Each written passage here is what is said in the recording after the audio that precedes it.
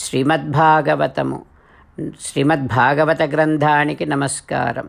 నిగమకల్పతరోర్గళితం ఫలం సుఖముఖాదమృతద్రవ సంయుతం పిబత భాగవతం రసమాలయం ముహురహో రసికా భువి భావుకాః.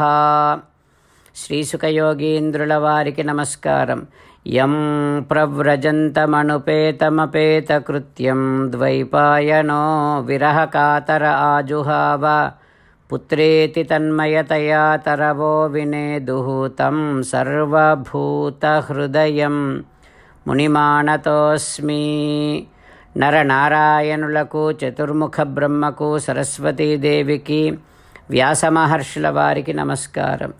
నారాయణం నమస్కృత్య నరం చైవ నరోత్తమం దేవీం సరస్వతీం వ్యాసం తతో జయం ఉదీరయేత్.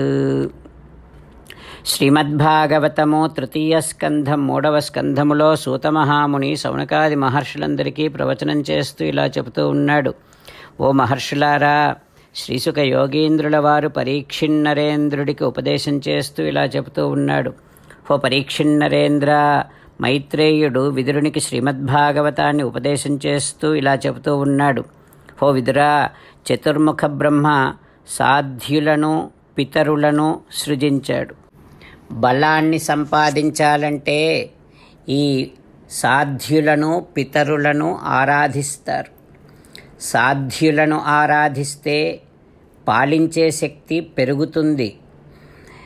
ఇంకా పితరులను ఆరాధిస్తే సంతానము కలుగుతుంది.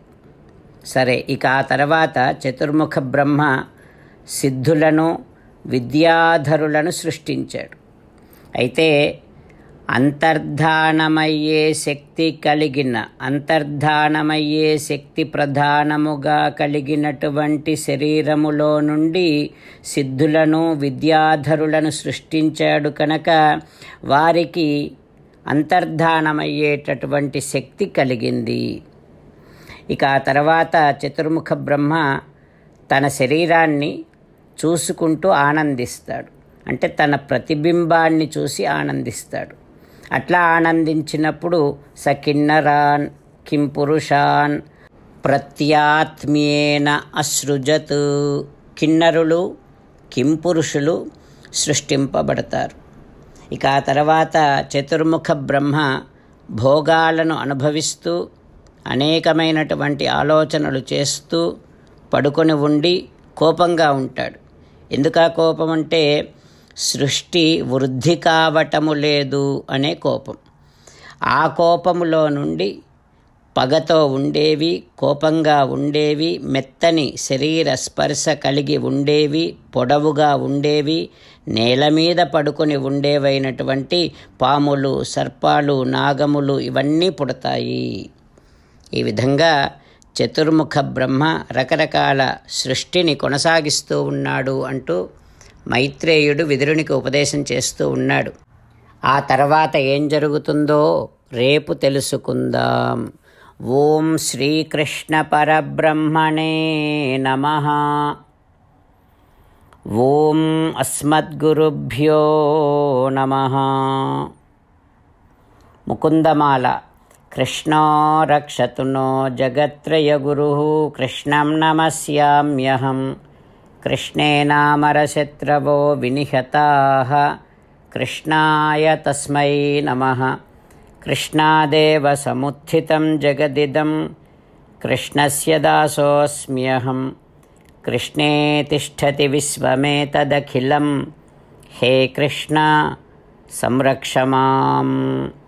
శ్రీమద్భగవద్గీత 10వ అధ్యాయము 37వ శ్లోకము. వృష్ణీనాం వాసుదేవోస్మి పాండవానాం ధనంజయః మునీనాం అపి అహం వ్యాసః కవీనాం ఉశనా కవిః. వృష్ణీనాం వాసుదేవోస్మి పాండవానాం ధనంజయః మునీనామపి అహం వ్యాసః కవీనాం ఉశనా కవిః. శ్రీమన్నారాయణ కరిష్యే వచనం తవ.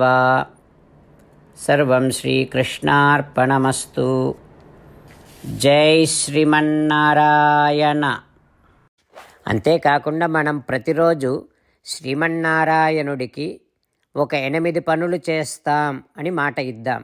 ఎందుకంటే శ్రీకృష్ణ భగవానుడు 18వ అధ్యాయములో 65 నుండి 70వ శ్లోకాల ద్వారా శ్రీమద్భగవద్గీత అంతటికీ సారభూతముగా మనకు 8 పనులు చేయమని చెప్పాడు. అలా చేస్తే చాలు, నేను మిమ్మల్ని అన్ని విధాలుగా రక్షిస్తా అని ప్రమాణపూర్వకముగా ప్రతిజ్ఞ కూడా చేశాడు.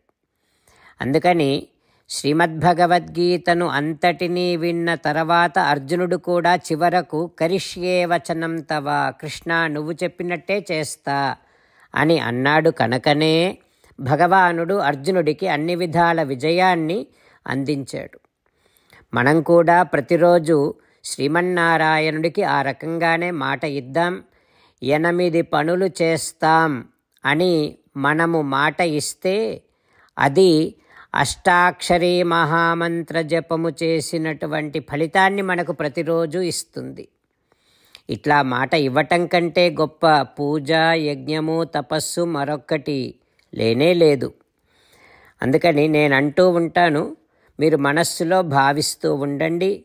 ఈ రకంగా మనము మాట ఇస్తూ ఉంటే శ్రీకృష్ణ భగవానుడి ముఖారవిందములో కలిగేటటువంటి ఆనందాన్ని మనం ప్రతిరోజు దర్శిద్దాం, ఆస్వాదిద్దాం. జై శ్రీమన్నారాయణ. హో శ్రీమన్నారాయణ, నువ్వు చెయ్యమన్నట్టే నేను నిన్నే సంతతము ధ్యానము చేస్తూ ఉంటా. హో శ్రీమన్నారాయణ, నువ్వు చెప్పినట్టే నేను నీ భక్తుడిగానే ఉంటా. హో శ్రీమన్నారాయణ, నువ్వు చెయ్యమన్నట్టే నేను నా విధులను, కర్తవ్యాలను నీ సేవగా, నీ తృప్తి కోసమనే సక్రమంగా నిర్వర్తిస్తూ ఉంటా. హో శ్రీమన్నారాయణ, నువ్వు చెప్పినట్టే నేను నీవాడిని అనే మహావిశ్వాసముతో నీకే నమస్కరిస్తూ ఉంటా. హో శ్రీమన్నారాయణ, మామేకం శరణం వ్రజ, నన్ను ఒక్కడిని మాత్రమే శరణు వేడుకో అని నువ్వే అన్నావు కనుక నేను నిన్ను ఒక్కడిని మాత్రమే శరణు వేడుకుంటా. హో శ్రీమన్నారాయణ, మా శుచః, ఇక దుఃఖించకు అని నువ్వే నాకు భరోసా ఇస్తున్నావు కనుక నేను ఇక దుఃఖించను. హో శ్రీమన్నారాయణ, నువ్వు చెప్పినట్టే నువ్వు నా కోసమని అనుగ్రహించినటువంటి శ్రీమద్భగవద్గీతను ప్రతిరోజు కనీసము 1 శ్లోకాన్నైనా జ్ఞాపకం చేసుకుంటూ శ్రీమద్భగవద్గీతను అనుసంధానము చేస్తూ ఉంటా. హో శ్రీమన్నారాయణ, నువ్వు చెప్పినట్టే నువ్వందరి కోసమని చెప్పినటువంటి శ్రీమద్భగవద్గీతను తెలియని భక్తులందరికీ తెలియచేసే నా వంతు ప్రయత్నాన్ని నేను నిరంతరము కొనసాగిస్తూనే ఉంటా. హో శ్రీమన్నారాయణ, నేను నువ్వు చెప్పినట్టే చేస్తా, నీకు నచ్చినట్టే ప్రవర్తిస్తా, నీకోసమే పని చేస్తూ ఉంటా. కరిష్యే వచనం తవ. జై శ్రీమన్నారాయణ. భక్తులకు ప్రత్యేకమైనటువంటి విజ్ఞాపన.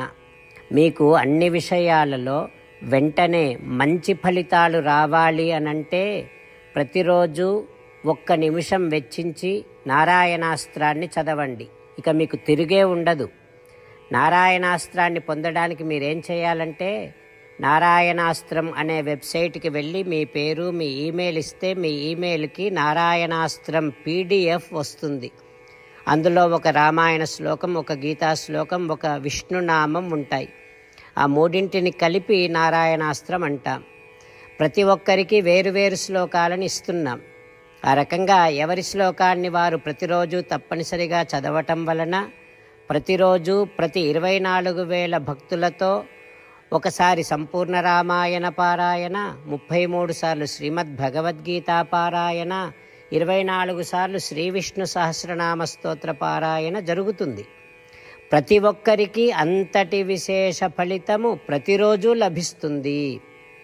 అందుకని మీరు మీ కుటుంబ సభ్యులు అందరూ ఒక్కొక్కరు ఒక్కొక్క నారాయణాస్త్రాన్ని వెంటనే పొందండి.